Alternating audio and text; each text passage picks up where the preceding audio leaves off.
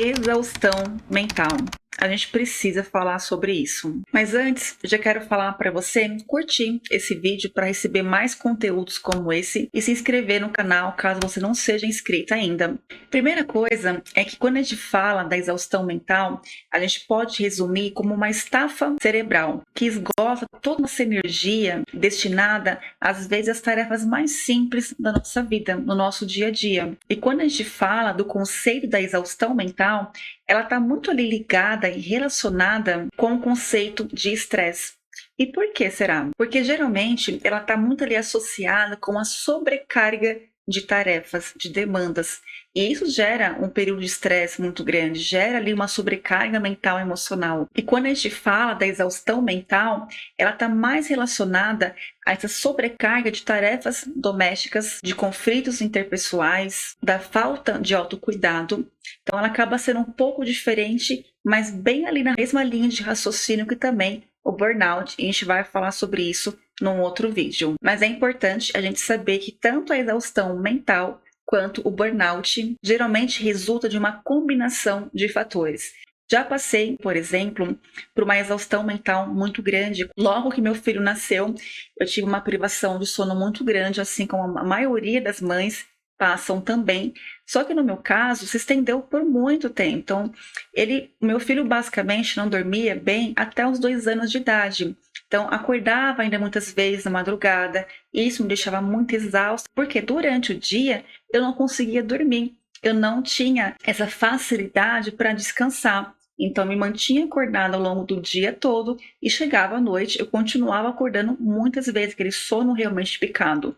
E a gente sabe que o sono, ele é importantíssimo para a nossa saúde mental e emocional, e é também um dos principais reguladores da nossa ansiedade. Então, um sono que não é de qualidade e quando acontece de uma forma muito frequente, acaba por impactar a nossa parte cognitiva também, nossa saúde mental e emocional também. E que foi justamente o que aconteceu comigo e que por conta disso me resultou um transtorno de ansiedade no final de 2019. E vale falar também que nessa fase que eu sofri com essa exaustão mental, eu me peguei inúmeras vezes não olhando para mim, não entendendo a importância que era cuidar de mim, porque afinal a prioridade era o meu filho. Então, muitas vezes a gente acaba falhando também, não é só as circunstâncias que favorecem a nossa exaustão. Na grande maioria das vezes, a gente não tem a consciência, a gente não consegue enxergar ali a oportunidade e a importância que tem por trás das pequenas ações, das pequenas decisões e escolhas a nosso favor. Então eu vou compartilhar aqui com vocês alguns pontos específicos que podem levar aí a uma exaustão mental. O primeiro seria a sobrecarga, de tarefas domésticas. Um grande excesso de tarefa doméstica, cuidado com o filho, cuidado com a família, onde não existe ali uma rede de apoio e que essas demandas acabam sobrecarregando muito essa pessoa, geralmente mulheres, e acontece de uma forma muito frequente por um longo período, e isso pode sim gerar uma exaustão mental. Um outro ponto importante também que acaba influenciando muito seria em relação aos problemas conjugais. Então, se tem ali um relacionamento que constantemente tem conflitos, no qual gera um estresse muito grande e frequente, ou seja, uma alta intensidade de estresse, pode também favorecer muito aí nesse desenvolvimento de uma exaustão mental. Então, perceba que é uma série de fatores, não existe algo acontecer de uma forma isolada, mas sim uma combinação de fatores que vai resultar nessa exaustão mental. Um outro aspecto seria um estilo de vida insustentável. Muitas pessoas, elas acabam querendo manter ali um estilo de vida que não é compatível com a realidade dela, com o contexto de vida dela. Ou seja, um grande exemplo são pessoas que elas querem manter ali um estilo de vida que está além dos seus recursos financeiros. E, consequentemente, em algum momento isso vai gerar muita preocupação, que pode assumir aí uma questão de preocupação antecipatória em excesso. Então, a gente precisa entender que para a nossa vida, eu preciso sustentar um estilo de vida que é compatível com a minha realidade. Consigo sustentar aquele estilo de vida. Um outro aspecto seria a falta de tempo para lazer e relaxamento. Muitas vezes a gente acaba negligenciando em reservar momentos específicos para o nosso lazer, para os nossos hobbies, para a gente conseguir se relaxar, ali reabastecer mesmo nossas baterias, nossa energia, porque a gente coloca na frente outras prioridades. Então, se eu priorizo, por exemplo, que no meu dia eu preciso fazer umas 3 pausas conscientes, isso vai favorecer meu estado emocional, isso vai ser diferente para mim. Eu vou conseguir ter ali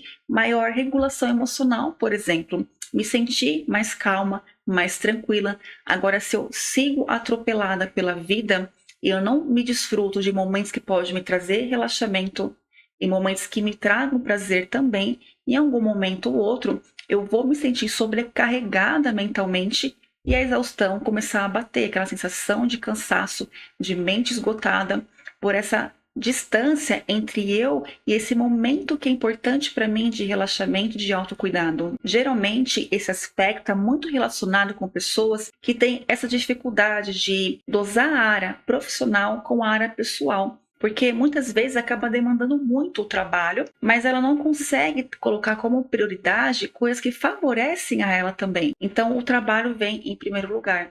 Essas questões de autocuidado que envolvem relaxamento ou atividade física também acabam que ficando de lado. Mas um momento ou outro ela vai sentir e vai perceber a importância que é de se olhar para dentro e de se priorizar. Um outro aspecto muito importante, muito comum que acontece hoje em dia é em relação à conectividade constante. A era digital, com essa constante conectividade, faz com que muitas pessoas se sintam ali obrigadas a estar disponíveis para estar conectadas. Só que isso a longo prazo vai gerando uma exaustão mental muito grande por esse excesso de dopamina artificial, porque a gente não consegue ali ter um tempo para relaxar, para descansar realmente. A gente desfruta dos momentos ócio ficando no celular, ficando nas telas.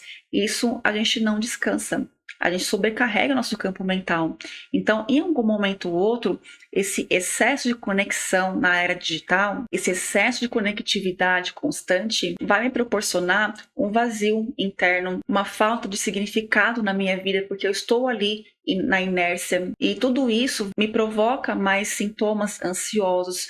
E isso tudo vai impedindo a minha recuperação mental e emocional quando eu preciso. Ou seja, por conta dessa conexão constante, eu estou em alerta praticamente o tempo todo por conta da dopamina artificial, eu acabo que não conseguindo relaxar. E essa falta de descanso, de relaxamento consciente, esse modo acelerado, ele vai me levar à exaustão. Se eu não olho, se eu não reconheço esses sinais, em algum momento ou outro eu posso começar a sentir os sinais de exaustão. E mais uma vez, é importante reforçar que quando a gente fala da exaustão mental, quando a gente fala do burnout, a gente fala da combinação de fatores que acabam resultando nessa exaustão e nesse burnout. Mas esse vídeo é com a intenção de fazer com que você se perceba, entendendo o quanto é importante você olhar para dentro, reconhecer os sinais de uma possível exaustão, como por exemplo, cansaço persistente, dificuldade de concentração, dificuldade de memória, insônia ou excesso de sono, perda de habilidades que antes eram naturais para você e hoje não são mais, ansiedade, irritabilidade, choro fácil. Então perceba se há sinais que possivelmente pareçam com uma exaustão mental,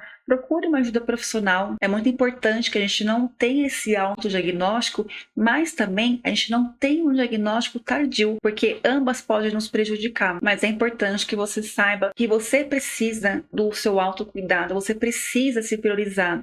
E a gente consegue e tem essa capacidade de encontrar maneiras para ajustar essa rotina, ajustar todos os acontecimentos para que a gente possa se favorecer mais a nossa saúde mental e emocional. Eu sei que é muito difícil a gente se manter presente, a gente se manter ancorada no aqui e agora, diante do mundo que a gente vive hoje, com tanta informação, com tanto estímulo, mas eu sei também que se a gente não faz nada para melhorar e para reconhecer isso, amenizar esse aceleramento da nossa mente e lidar com as adversidades, com as demandas do nosso dia a dia, a gente pode adoecer também. Então, se você não cuidar de você mesma, o seu dia vai ficar difícil mesmo. A sua rotina vai ficar difícil mesmo. E às vezes o seu corpo, a sua vida está gritando ali por mudanças, por uma adaptação de novos hábitos, e você talvez por algum motivo continua insistindo, mas não tenha consciência que isso pode agravar e qual consequência pode trazer para a sua vida. Então que você possa se reconhecer